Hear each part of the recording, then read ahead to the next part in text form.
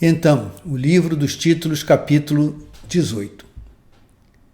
Acordei no meio da madrugada sentindo forte o tapa ardendo no rosto. Mas nem dei chance à angústia, liguei a televisão. Quando se perde o sono, é melhor deixar para lá e esperar um sono novo, que mais tarde chegará, pois o sono que perdemos, perdido para sempre está. Sabedoria de literatura de cordel que me veio à cabeça. Na TV, passava o reality show, coisa mais absurda. As câmeras mostrando os participantes da falsa realidade dormindo de verdade.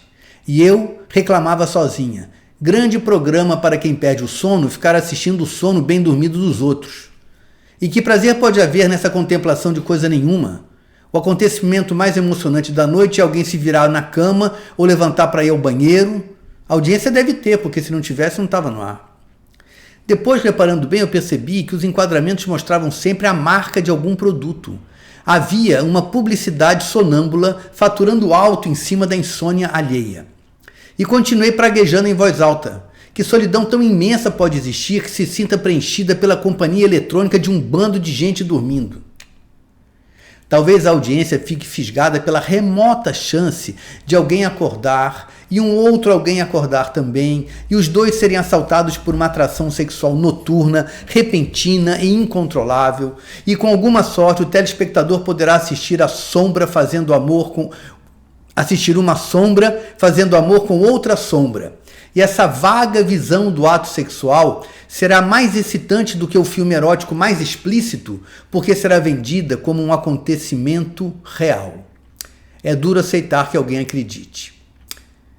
Peguei um dos livros de amor e deixei a televisão ligada, com a imagem pulando em um ritmo preciso de uma câmera para outra, como um sistema de segurança. Love is my name. Pain is my nickname. Opa, deixa eu melhorar aqui, pera lá. Eita.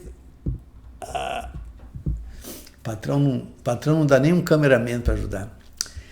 Peguei um dos livros de amor, Love is my name, Pain is my nickname. Esse era um dos piores e era um dos que eu mais gostava.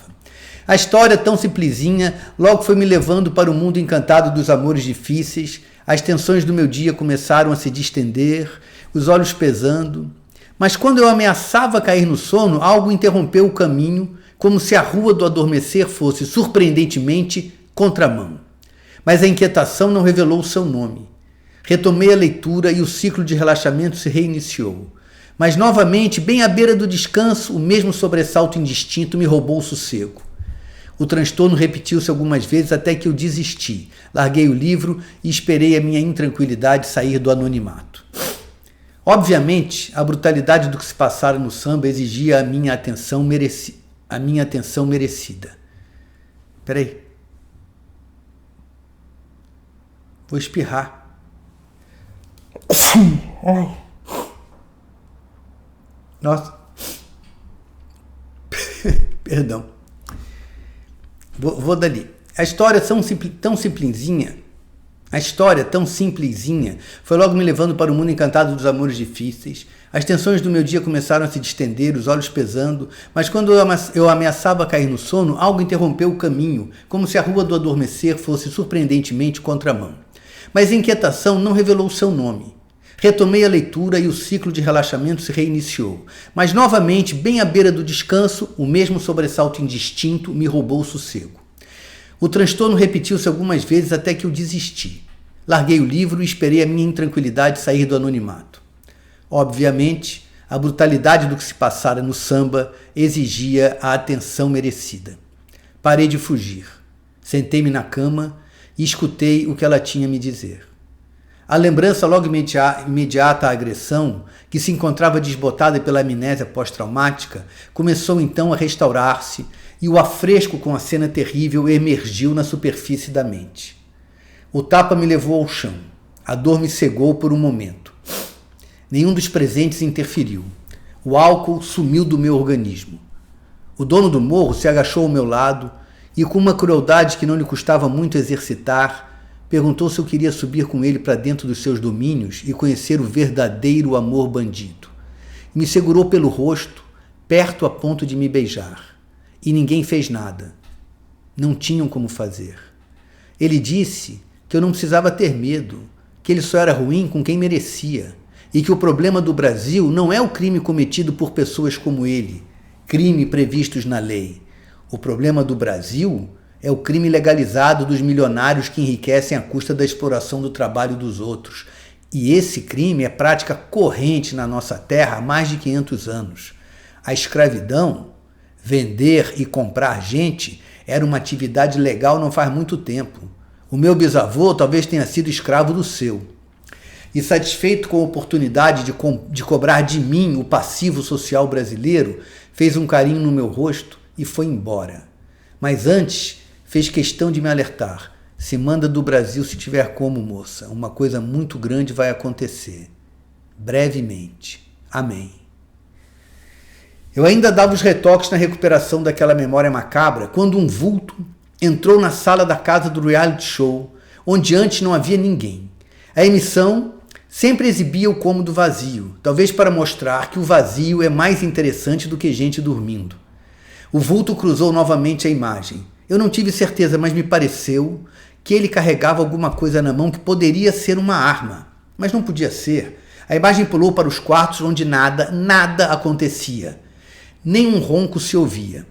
Fui buscar um copo de vinho e o computador na esperança de encontrar mais um e-mail do senhor, por favor, me leia.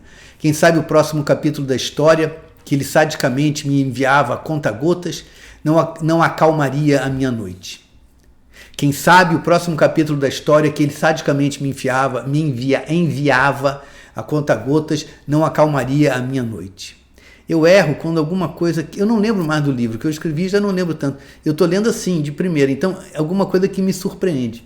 Aí eu me atrapalho. É interessante, né? Será que o livro seria... Quem sabe o próximo capítulo da história que ele sadicamente me enviava a conta-gotas não acalmaria a minha noite, mas não havia me chegado e-mail algum. Eu estava começando a ficar impaciente, ansiosa por conhecer o final daquele romance. Será que o livro seria como esse que eu tanto adoro ler? O amor triunfaria no fim, a despeito de toda a probabilidade em contrário? Ou seria um desses livros de seco realismo psicológico, com uma conclusão sutil, quase impossível de compreender ou passível de muitas compreensões? A alma de um escritor só se revela no fim da história.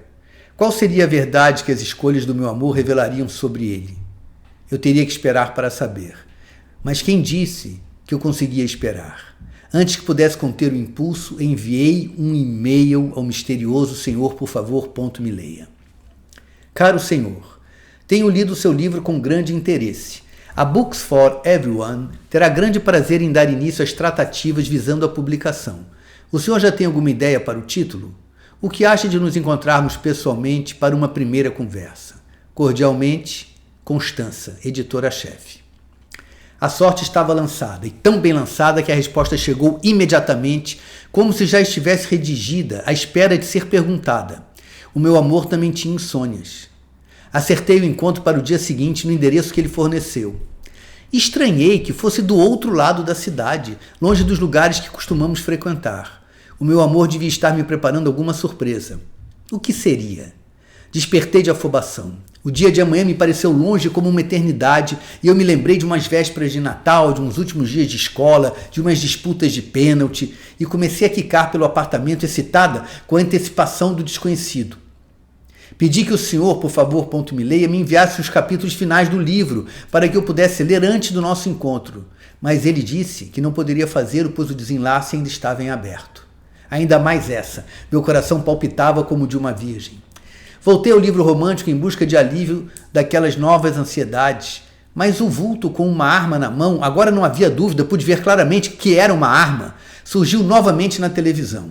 Ele entrava e saía dos quartos como se estivesse procurando alguém. A solidão faz a gente desconfiar de si mesma. Não era possível que houvesse um homem armado dentro da casa do reality show.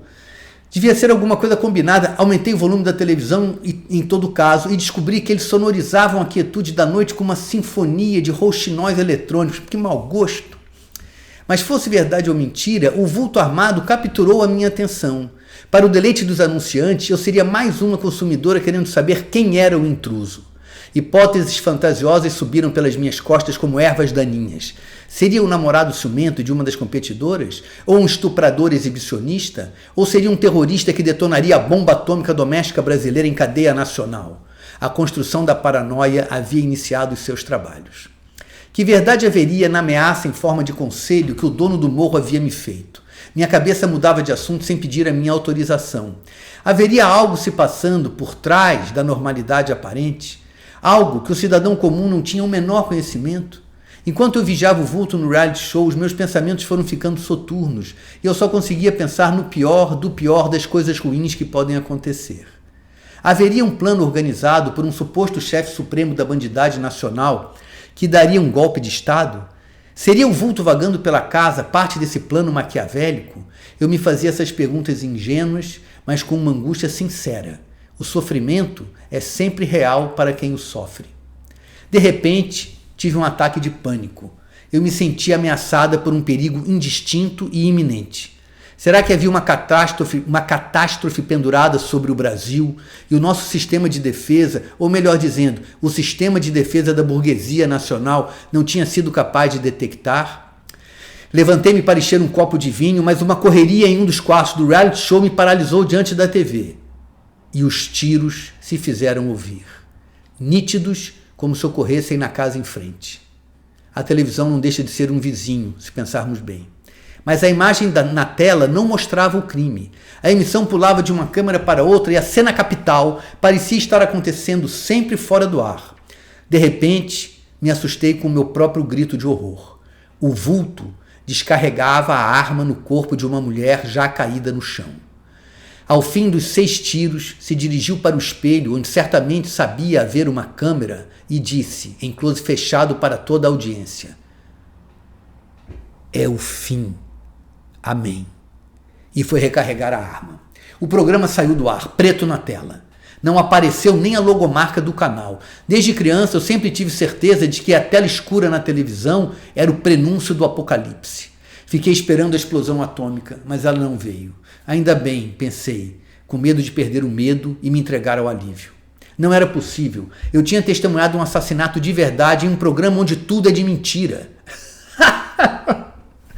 A decisão de publicar o trágico destino dos WhatsApp irrompeu por entre o tumulto dos meus pensamentos como se fosse a solução para todos os problemas do mundo.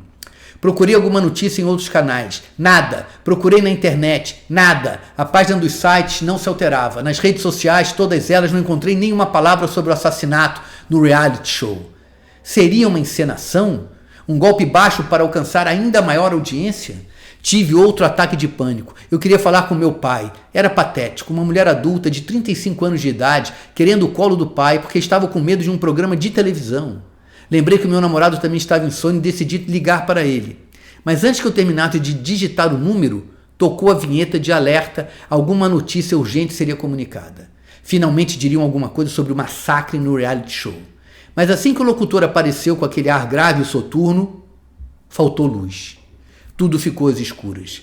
Corri para a janela, até onde eu podia ver, a falta era na cidade toda. Verifiquei o celular. Não havia um traço de sinal. Sentei-me no sofá da sala e fiquei esperando o clarão da explosão atômica, convicta de que agora ele viria. Mas ele não veio. Mesmo assim, eu acendi uma vela e, já que a vela estava acesa, rezei para Nossa Senhora, a mãe de todas as materialistas arrependidas. E fiquei o resto da noite acordada porque eu não queria morrer dormindo.